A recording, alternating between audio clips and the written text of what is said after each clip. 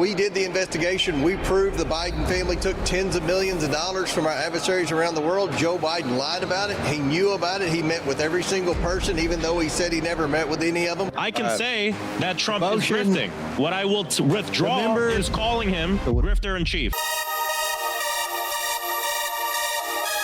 The Biden crime family is being investigated. Pam Bondi's on it, and so is James Comer, good guy Republican. We're going to have all the details for you, what exposes them. And this is an unspeakable amount of crimes. And some of them, by the way, I couldn't even repeat on this show. They're so disgusting. Welcome to the Doug TenNapel channel. This is where the happy patriots are. Of course, you say thank you by giving us a subscribe and letting us know you're there in the comments below. Let's watch this Fox Business segment together on the Joe Biden crime family investigation. The chair of the House Oversight Committee, Congressman James Comer, joining us this morning.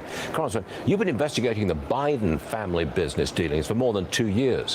What are the chances of holding them accountable despite Biden pardoning his family members?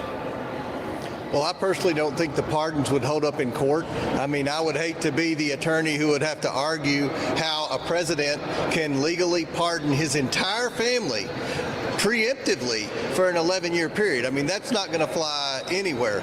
But so that just goes to the, I just want to start there just because people are going to say, hey, his family was pardoned. Hunter, Jim Biden, he named nieces and grandkids and children and all their wives. He did not name Jill Biden, and he did not name himself. So those are two people for sure you can go after. But Comer is saying even those will not hold up in court because no one's ever heard of an 11-year preemptive pardon. At the end of the day, the ball is in Pam Bondi's court. Look, we did the investigation. We proved the Biden family took tens of millions of dollars from our adversaries around the world. Joe Biden lied about it. He knew about it. He met with every single person, even though he said he never met with any of them. And then we know, according to the IRS whistleblowers, the Biden family never paid a penny of taxes on that $35 million. So I think there's a pretty strong case for the Trump Department of Justice if they choose to go there. Do you know whether or not President Trump is on board with pursuing the Biden family? I have no idea. I think that's a question you'll have to ask him. I support whatever decision Donald Trump makes. The most important thing in our investigation was that the American people learned the truth. They realized that the mainstream media was being dishonest when they were attacking our investigation and defending the Bidens. When Joe Biden pardoned his entire family, that was an admission of guilt, and it's an admission of a crime that I think is the biggest political scandal in our nation's history. Yep, that's the big time. We're going to get into the rest of that clip, but just to kind of underline this, that Trump is not coordinating with Pam Bondi or Comer. And I think it's important that he not go after a previous political rival, that it be handled by other people. So it's important that Bondi and Comer not communicate with President and try and get his permission even. They're just doing their job for what Comer said is the biggest scandal in American history. Remember, they brought in $35 million that never paid taxes on it once. That already tells you, we already know how Democrats operate, but they're just acting true to form is how we'll put it. Got it. Next one, Congressman. We've had this on just a few moments ago. You know what's coming. The oversight hearing yesterday turned fiery after you threatened to remove forcibly your Democrat colleague, Maxwell Frost. Let's recap. Watch this again. You're willing to request unanimous consent to withdraw the disparaging the comments about President Trump. I can say that Trump is grifting. What I will withdraw is calling him grifter in chief. It's despicable that this committee is going to silence me for bringing the gentleman's words have been taken down. He is not permitted to speak for the rest of the hearing. Making millions of dollars. Mr. Ranking Member, I'm going to have the Sergeant at Arms remove him if he doesn't refrain. Well, Congressman, you didn't like him calling the president a grifter in chief, apparently. Well, he mouthed a lot. It wasn't just about Trump. It was about Musk. But at the end of the day, it wasn't his time to speak. He was out of order. And I kept gaveling him out of order, and he kept talking. So, look, we're not going to put up with that. We had a committee hearing about waste, fraud, and abuse, and all he wanted to talk about was Trump and Elon Musk. And it wasn't his turn. He knew what the rules were. Ranking Member Jerry Conley knew what the rules were, too, and that's why he sat there pretty quiet. I'm not going to tolerate that in the committee. And, my message to Frost was don't let the door hit you in the butt on the way out, because those rules apply to Democrats and Republicans. One more thing on the Biden pardons. His pardon, he has immunity.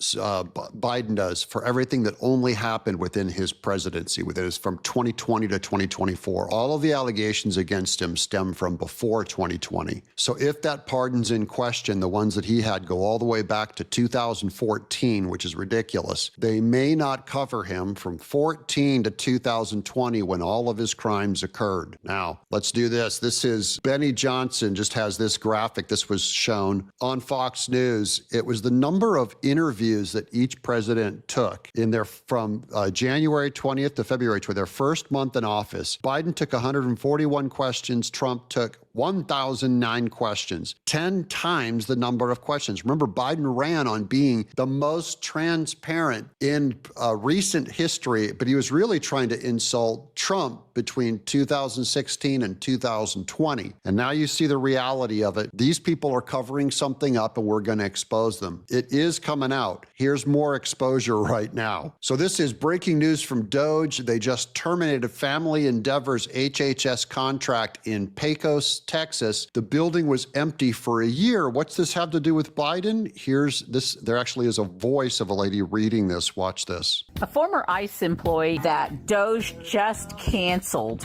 It had been sitting near empty for the last close to a year, $18 million a month. It is amazing. So this was an insider from the Biden years. He has been DOGE. That's House of Health and Human Services, HHS. That's back when they were creating living spaces for people with COVID to quarantine them. And this place never took on a single person. It remained empty. And they continued to pay $18 million for this thing. Just a giant waste. Now let's get to Yahoo News. This one is the best one. Shielding Biden. This is about journalists. You know how I'm always ripping on the journalists. Shed light on the media's cover-up of a weakened president. The unprecedented cover-up of Joe Biden's is finally seeing sunlight. Critics of the legacy media have long accused news organizations of shielding the 46th president from bad press, particularly when it came to revelations of his family's shady financial dealings, as well as his cognitive decline, which was put on full display at last year's CNN debate, resulting in his exit from the 2024 presidential race. Wow, that is a bad debate performance when you lose your entire second campaign. Efforts to cover up for the Bidens began as early as May in 2019. In the primary race for 2020, Democrat nomination was underway. Now, that just goes to show, this goes back to 2020, back when he was the nominee. So I just want to say to Jake Tapper, that's blaming this on Biden having a stutter and saying, oh, this is a new development. This was being investigated. They did not release his doctor reports. He never took a public physical. This goes back to 2020, before he was president the first time. Former Politico reporter Mark Caputo shed light on a report he had written at the time that stemmed from opposition research from the campaign by one of Biden's Democratic rivals. So this is a fellow Democrat actually knew and first exposed Biden's mental decline. This Mark Caputo, by the way, is the one who worked for Politico, and they buried the story because they were being paid by USAID, by Democrats. The report involved a tax lien on Biden's son Hunter's pertaining to his work at Ukrainian energy company Burisma.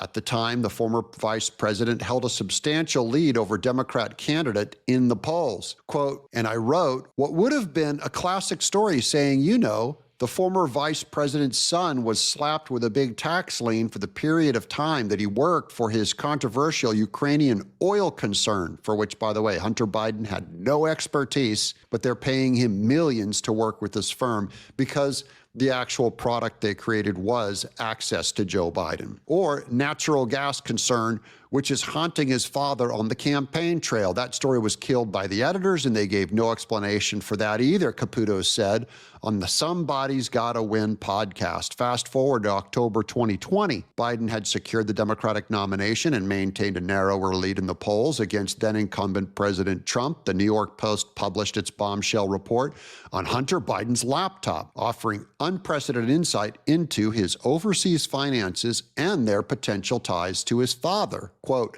I was covering Biden at the time, and I remember coming to my editor saying, hey, we need to write about the Hunter Biden laptop. And I was told this came from on high at Politico. Don't write about the laptop. Don't talk about the laptop. Don't tweet about the laptop, Caputo said. That's why we quote Politico and use them all the time as our favorite scam news source. Caputo, now with Axios, called out Politico's one and only story about the laptop, which he referred to as the ill-fated headline that read, Hunter Biden's story is Russian disinfo, dozens of former intel officials say. And that was all spam, all lies, conducted and constructed by Joe Biden and through the Department of Justice. Merrick Garland and Christopher Wray went to all those intel guys and got them to sign a fake quote saying that the Hunter Biden laptop was Russian disinformation. The report cited an open letter signed by 51 intelligence officials declaring that the material from the laptop had, quote, all the earmarks of a Russian intelligence operation. Then candidate Biden cited the open letter while dismissing the laptop revelations as a Russian plant during the second presidential debate with Trump. They actually said that with a straight face, that this is from Russia, Russia, Russia. Politico wasn't the only one that caught turning a blind eye towards Hunter Biden's laptop. A leaked audio recording obtained by Project Veritas showed top CNN executives directing staff not to cover the controversy. Quote, obviously, we're not going with the New York Post story right now on Hunter Biden. Obviously, why would that be obvious, CNN? CNN political director David Chalian said during a conference call on October 14th, the same day the Post published its first story on Hunter Biden's emails. Chalian later insisted the report was giving its marching orders to the right-wing echo chamber about what to talk about today. So look, they call us the right-wing echo chamber. That's a slander they use against us, saying I'm only opposing Biden and I'm only supporting Trump